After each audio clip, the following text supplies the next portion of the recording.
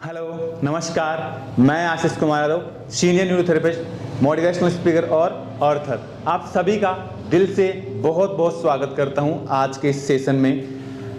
आज का इस सेशन लाइफ का one of the best motivational video हो सकता है और इसमें आज हम उस टॉपिक के ऊपर बात करने वाले बेसिकली जो कि शायद आईबीएस के दौरान काफ़ी बार हमें फेस करना पड़ता है और काफ़ी लोगों को ये समस्या कॉमनली होती ही होती है।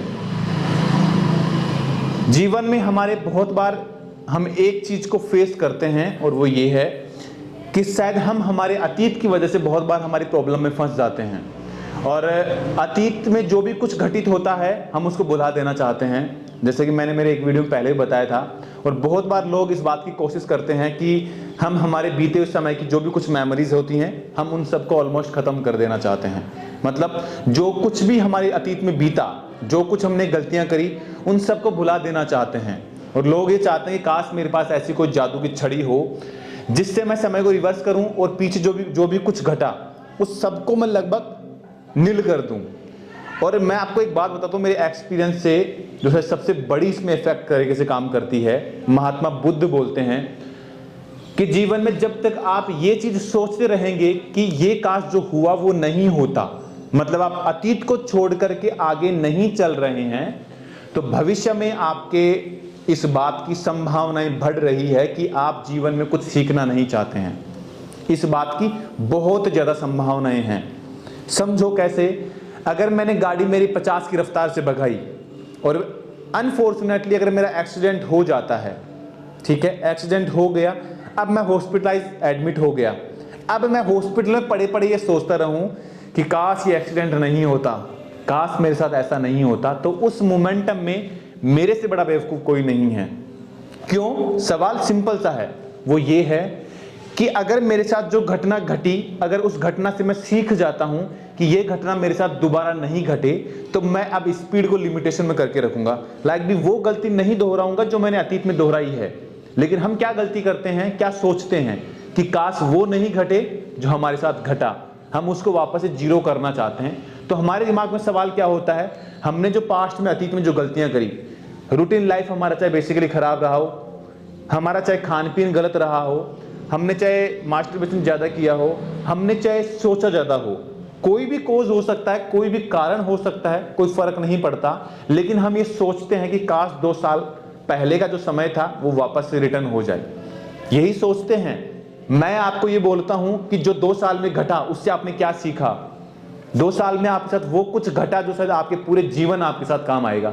लेकिन हम गलती ये करते हैं कि काश जो 2 साल में घटा शायद मैं 2 साल पहले पीछे चला जाऊं और वापस से नहीं करूं। अब आप मुझे बताओ, 2 साल पहले हम आपको वापस रिवर्स लेके गए, लाइक भी अगर आपको आईबीएस 2 साल से है या 4 साल से है, तो 2 साल वाले को मैं पीछे 2 साल ले गया, 4 साल वाले को मैं पीछे फिर से 4 साल ले गया।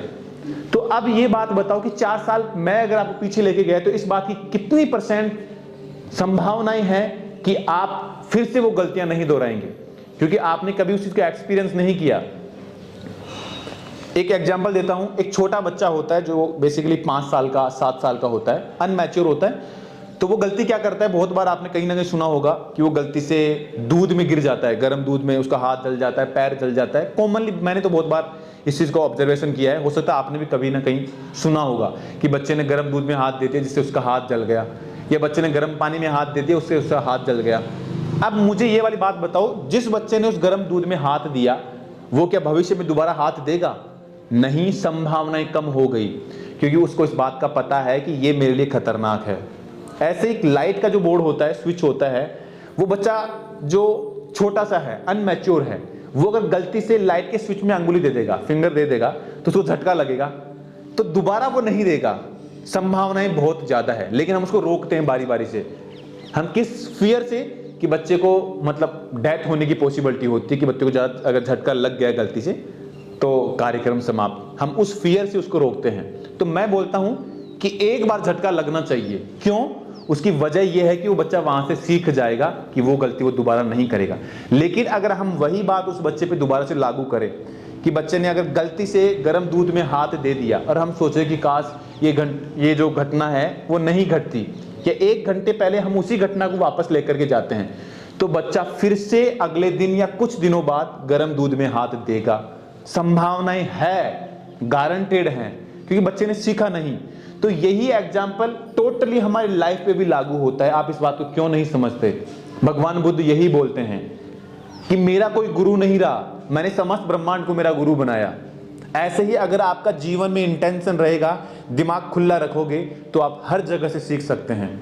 लेकिन अगर आप ये सोच करके करें कि मेरे साथ कभी कुछ गलत नहीं होगा, तो आपकी सबसे बड़ी बेवकूफ़ी आप यही कर रहे हैं कि मेरे साथ कुछ गलत नहीं होगा। 100% गलत होगा, लिखवा के ले लो। चलो एक बार के लिए मान लेते हैं कि आपको हम 2 साल पीछे ले गए, आपकी आईबीएस बीमारी ठीक हो गई, लेकिन आईबीएस बीमारी तो आपको नहीं होगी, लेकिन इस बात की संभावनाएं बढ़ जाएगी कि आपको और बीमारियां आएंगी। क्यों?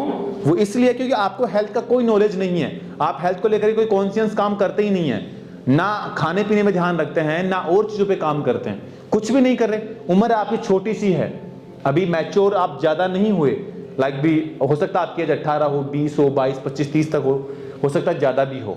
तो अभी आपके पास टाइम है कि आप हेल्थ को रिकवर कर सकते हैं। लेकिन अगर यही डिजीज आपको अगर अनएक्सपीरियंस आपका रहा, 50 साल की उम्र में आपको बीमारी आ गई, तो सोचो अभी आप इस चीज को रिकवर कर सकते हैं या 50 साल की उम्र में? 50 साल की उम्र में संभावनाएं कम हो गई, पॉसिबिलिटी कम हो गई कि आप इस चीज को रिकवर कर सकते हैं। संभावनाएं अभी ज्यादा है। तो हमारे पास अभी लर्निंग करने का टाइमिंग है कि हम अगर यहाँ से सीखते हैं तो भविष्य में हम बीमार होने की जितनी सारी संभावनाएं जो बनती है या जो बनती थी, वो हमने कम कर दी।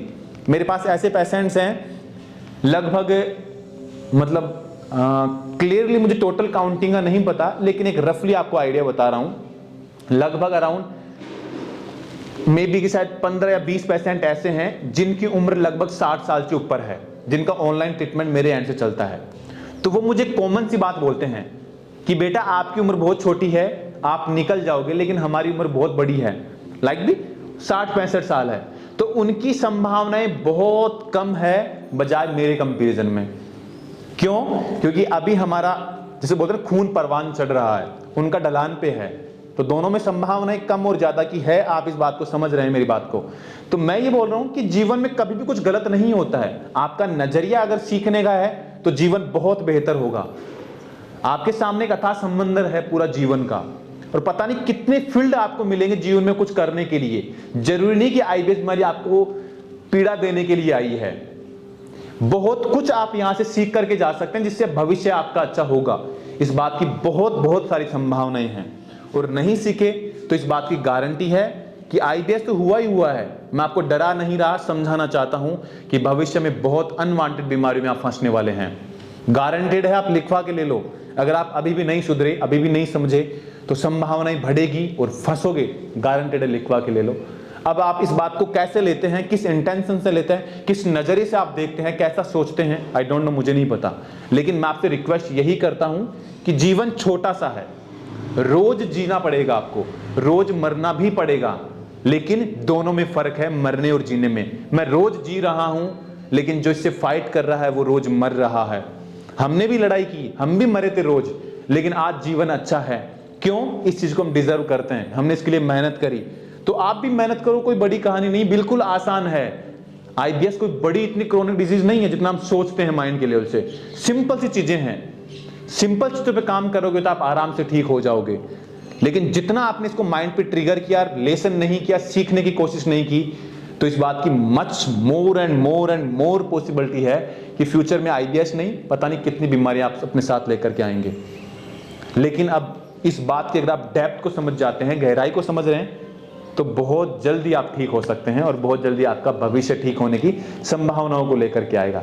और नहीं समझे तो फिर डिसीजन आपका है।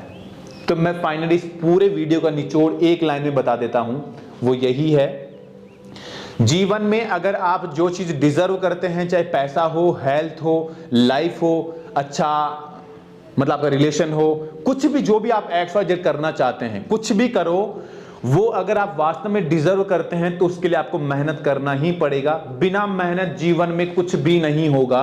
बिना मेहनत कुछ भी से मेरा मतलब है आप उठ करके खाना भी नहीं खा पाएंगे, उठ करके खाना भी नहीं खा पाएंगे, उसके लिए भी आपको मेहनत करनी पड़ती है। लेकिन खाने में जो मजा आता है उसके सामने वो उठने वाली मेहनत आपको छोटी सी लगती है।